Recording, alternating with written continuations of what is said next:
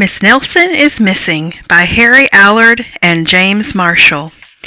The kids in room 207 were misbehaving again. Spitballs stuck to the ceiling. Paper planes whizzed through the air. They were the worst behaved class in the whole school. "Now settle down," said Miss Nelson in a sweet voice. But the class would not settle down.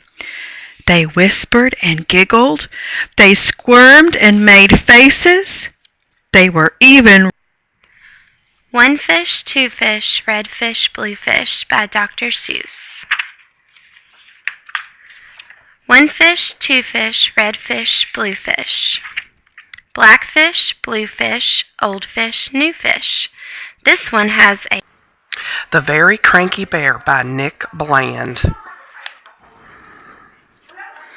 In the jingle-jangle jungle on a cold and rainy day, four little friends found a perfect place to play. Moose had marvelous antlers and Lion a golden mane. Zebra had fantastic stripes, and Sheep, well, Sheep was plain. None of them had noticed that someone else was there. Sleeping in that cave was a very cranky bear. Roar, went the cranky bear. Roar, roar, roar. Stand Tall, Molly Lou Mellon, written by Patty Lovell. Molly Lou Mellon stood just taller than her dog and was the shortest girl in the first grade. She didn't mind. Her grandma had told her, "Walk as proudly as you can, and the world will look up to you."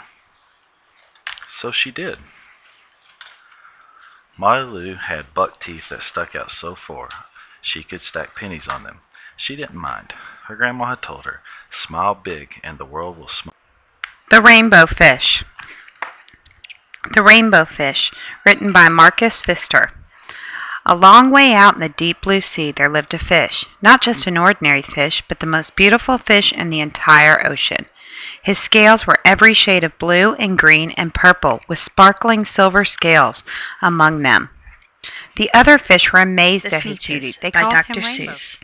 Now the star-belly sneetches had bellies with stars. The plain-belly sneetches had none upon theirs. Those stars weren't so big. They were really so small. You might think such a thing wouldn't matter at all. But because they had stars, all the star-belly sneetches would brag. We're the best kind of sneetch on the beaches. With their snoots in the air, they would sniff and they'd snort. We'll have nothing to do with the plain-belly sort. And whenever they met some, when they were out walking, they'd hike right on past them without even talking.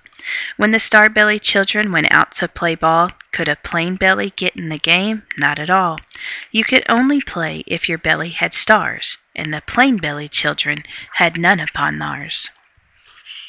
When the star-belly sneetches had frankfurter roasts, or picnics, or parties, or marshmallow toast, they never invited the plain-belly sneetches. They left them out cold in the dark of the beaches. They kept them away, never let them come near, and that's how they treated them year after year. Then one day it seems, while the plain-belly sneetches were moping and doping alone on the beaches, just sitting there wishing their bellies had stars, a stranger zipped up in the strangest of cars. "My friends," he announced in a voice clear and keen, "my name is Sylvester McMonkey McBean, and I've heard of your troubles, I've heard you're unhappy. But I can fix that. I'm the fix-it-up chappie. I've come here to help you. I have what you need, and my prices are low, and I work at great speed, and my work is 100% guaranteed." Then quickly Sylvester McMonkey McBean put together a very peculiar machine, and he said, "You want stars like a star-belly sneetch? My friends,